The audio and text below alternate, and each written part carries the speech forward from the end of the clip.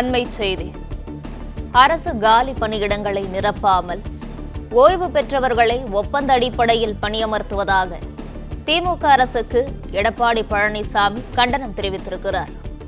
இதுகுறித்தான விவரங்களோடு இணைந்திருக்கிறார் செய்தியாளர் ராஜகுமரன். ராஜகுமரன், வணக்கம். விவரங்கள் என்ன, பகிரலாம்?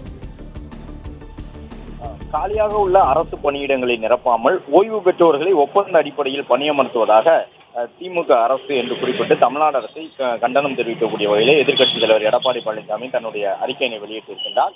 2021 தேர்தல் அறிக்கையில் திராவிட முன்னேற்ற கழகத்தினர் அரசு துறைகளில் 5,50,000 வேலைவாய்ப்புகள் உருவாக்கப்படும் என்று தெரிவித்திருந்ததாகவும், தமிழ்நாடு முழுவதும் உள்ள அரசு அலுவலகங்களில் காலியாக இருக்கக்கூடிய 3,50,000 இடங்களுக்கான இளைஞர்கள் நியமிக்கப்படுவார்கள் என்றும் முதலமைச்சராக இருக்கக்கூடிய ஸ்டாலின் வாக்குறுதி வழங்கியிருந்தார் என்பதை நினைவு கூர்ந்திருக்கக்கூடிய எதிர்க்கட்சித் தலைவர் எடப்பாடி பழனிசாமி, உண்மையிலேயே தமிழ்நாடு அரசு துறைகளில் பணியிலிருந்து ஓய்வு பெற்றவர்களே ஒப்பந்த அடிப்படையில் தற்பொழுது மீண்டும் பணியமர்த்தப்படுகின்றார்கள் என்று குறிப்பிட்டிருக்கின்றார்.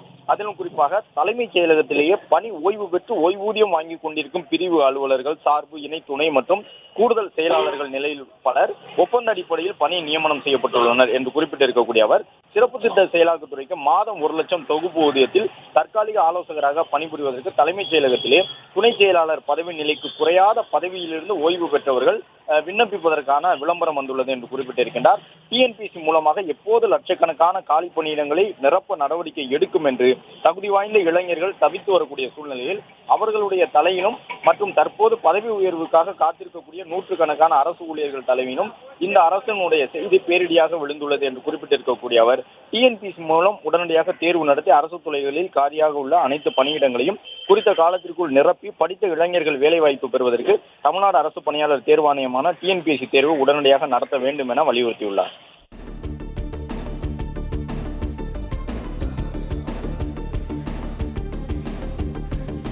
விவரங்களுக்கு நன்றி ராஜகுமரன்.